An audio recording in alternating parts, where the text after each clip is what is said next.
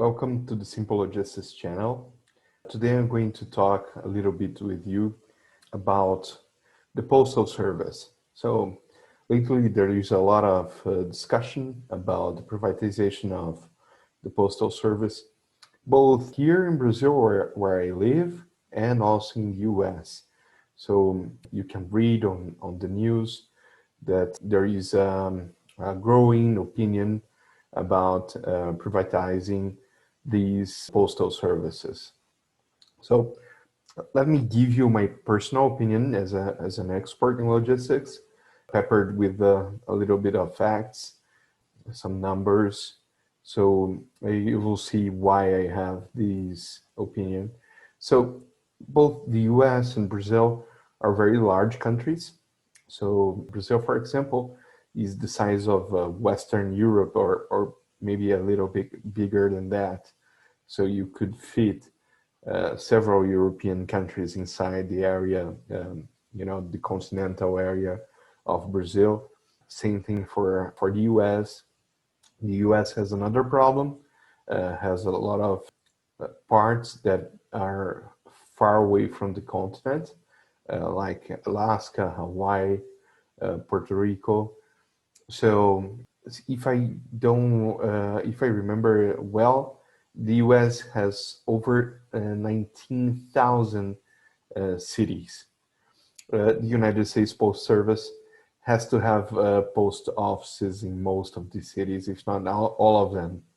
From what I read, the USPS is the largest retail network in the US. It's bigger than McDonald's, Starbucks, and Walmart combined.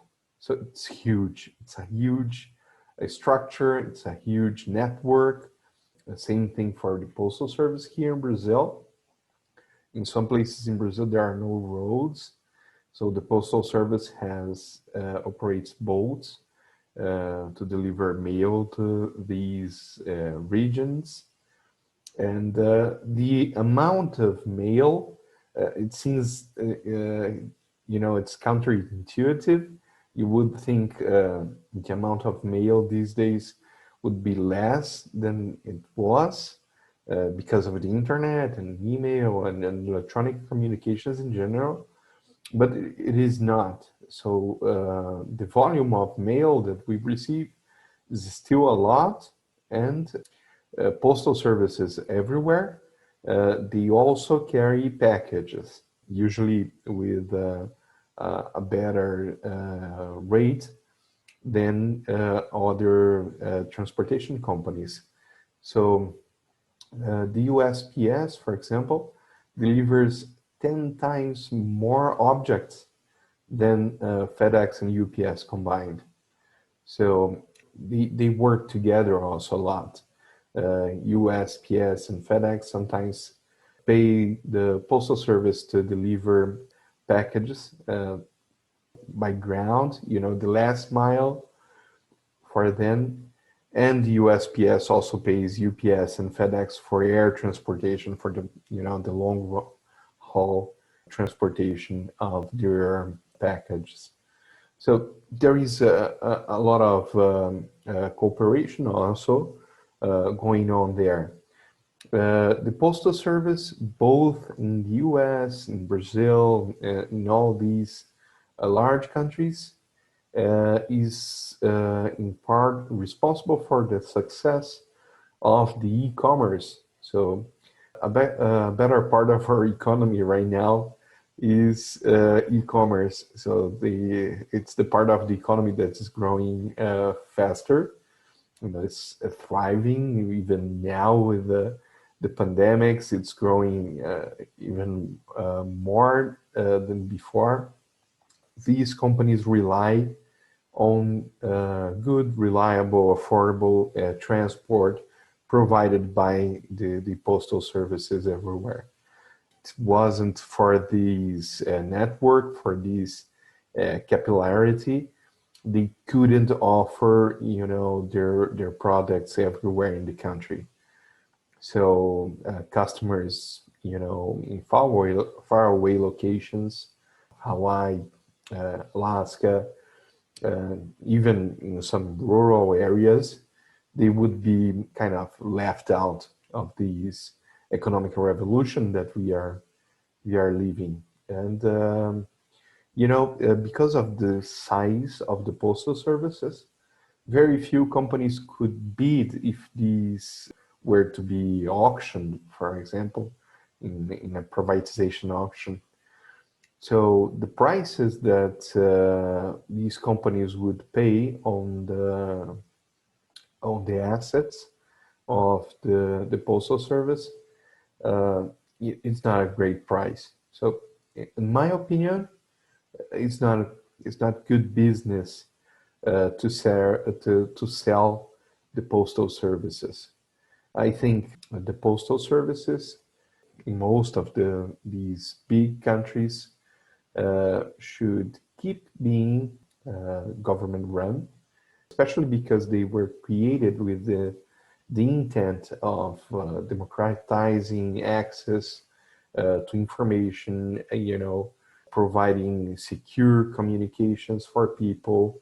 And they still do that, in the US, for example, for 55 cents, you can send a letter everywhere in the world, for a military base, for example, outside the US. It's regardless of geographical location, everyone pays the same fee, the same rate for the letter post service, and the kind of fulfill a mission of integrating the country. In the US, in some locations, for example, the USPS uses mules to make the final mile of the delivery. There is a mule train in Arizona. These mules carry mail, food, and supplies down an 8-mile road to the Havasupai Indians at the bottom of the Grand Canyon. So, it's pretty awesome what these services do. They sometimes go, beyond their job description. They check the mail personnel, they check in elderly or disabled people, and they go about their delivery routes. So it's a pretty great invention. The mail, people sometimes take it for granted. I think a private company, what they would do to be profitable, they would cut or not offer the same level of service for these rural locations, where it's not profitable to have these kind of service.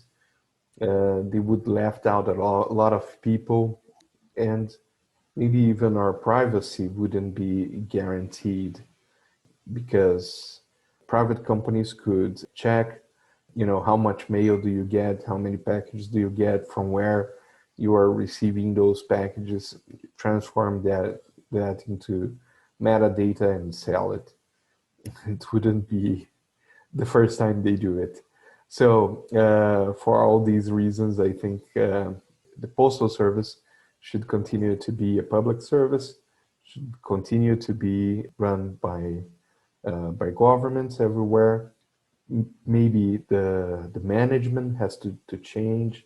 You have to have better management to avoid huge losses, but it's essential for a democratic country, big countries, to stay integrated. It's a right for the citizens to have this kind of service maintained by their governments. Okay, so this was my opinion. I hope to hear from you. You can leave your comments and your feedback here. I'll be back next week with more material. Okay, thank you. Bye.